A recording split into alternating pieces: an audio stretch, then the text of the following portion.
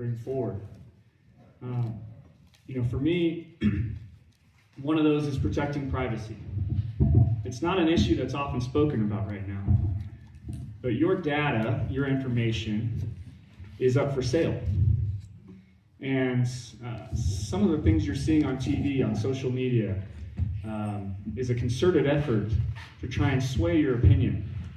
Because right now, all of you in this room are an asset to a bigger industry. And so I believe in protecting privacy. I believe in stewardship of our environment. A big conversation that has come up is our public lands. And you all know that here in the South Valley more than anybody, right? There's a concerted effort to try and divide us over whether we should sell public lands and make them private, or whether public lands should stay in public hands. And I believe public lands should stay in public hands.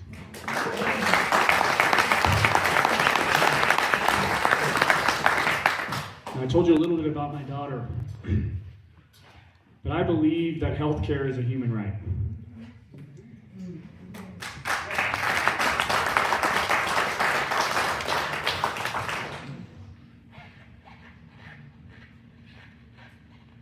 I hope no one has to ever go through what we had to go through as parents.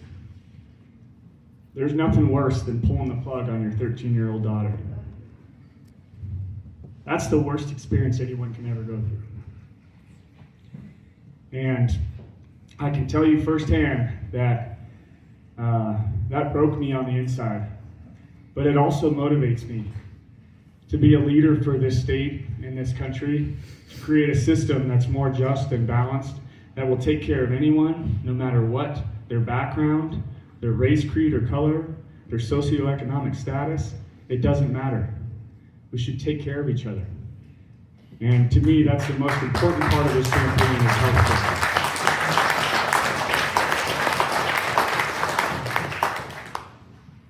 With that, I also believe deeply in taking care of our veterans.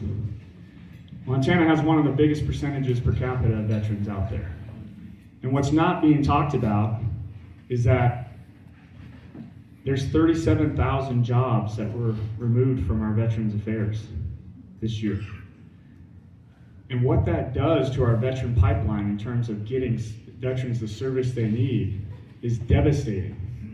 When I first went through, I broke my back in 3 places when I was in the military. I planned on serving a whole career. It totally changed the trajectory of my life.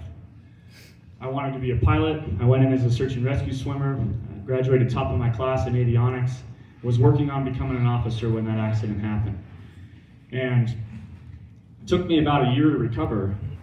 I decided to get out. I fell in love with health and wellness through that process. Decided to get out and go into health and wellness. And, I was a young guy, got out of the military, needed health insurance. And the jobs that I was able to get didn't have health insurance. It wasn't available. This was before ACA. And so I leaned on the VA. It took me almost 20 months to even get seen, to get reviewed, to get my file looked at, to actually get the benefits that I needed to treat an injury that I sustained while I was in the service. Now, we've closed that gap in the last 18 years.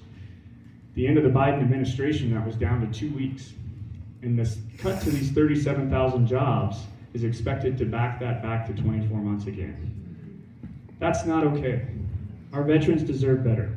Their families deserve better.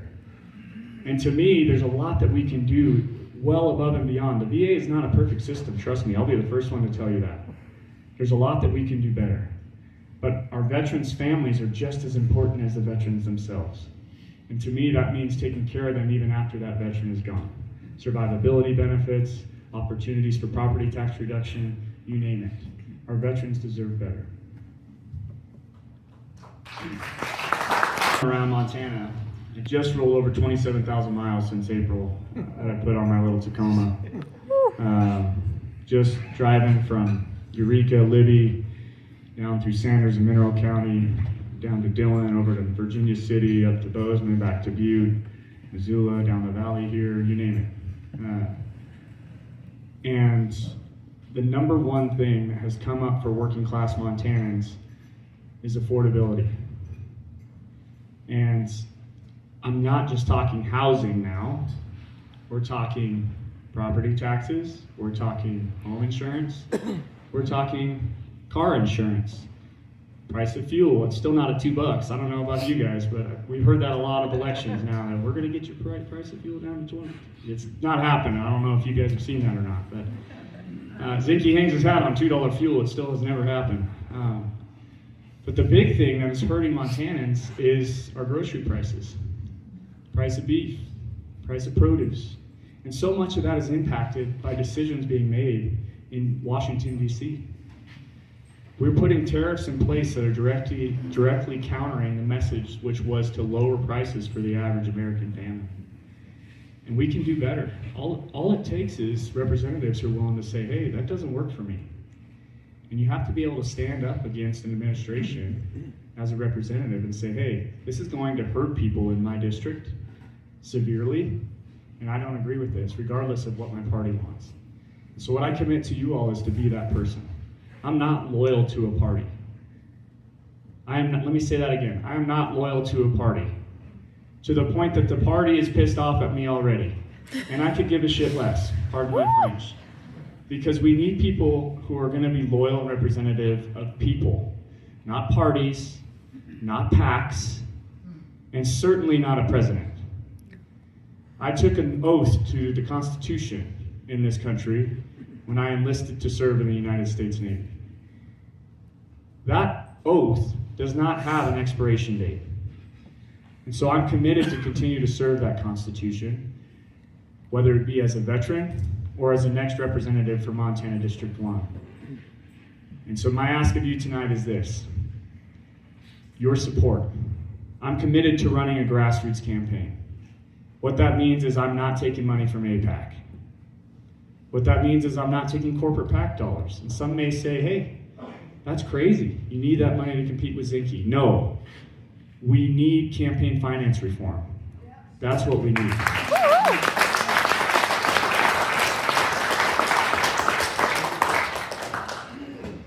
We need to be able to say, I answer to you all, not to the highest bidder or a lobbyist out of DC.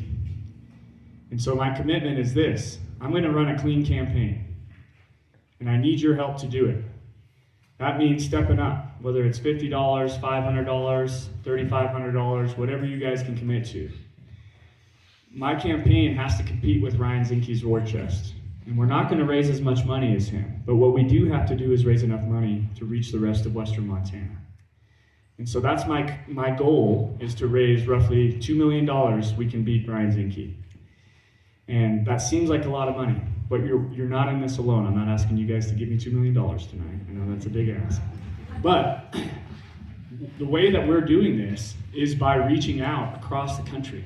You see people like Graham Plattner, right? Does anyone know Graham? Yeah, doing a great job, running the same type of campaign I am out of Maine. And all it takes is momentum. If we can keep the wheels turning on this thing, where you're sharing it with your network, and whether it's social media or helping knock doors or spreading information with flyers or phone banking or you name it, we have to get the word out that there's a different type of candidacy out there that is truly going to represent Western Montana. So I'm really appreciative. This is one of the best turnouts I've had, so I'm so happy that right here in the Bitterroot Valley, I'm so thrilled to be here. And the rest of my time is yours. I want to answer questions. That's what I'm here for. So the floor is yours. What questions are out there?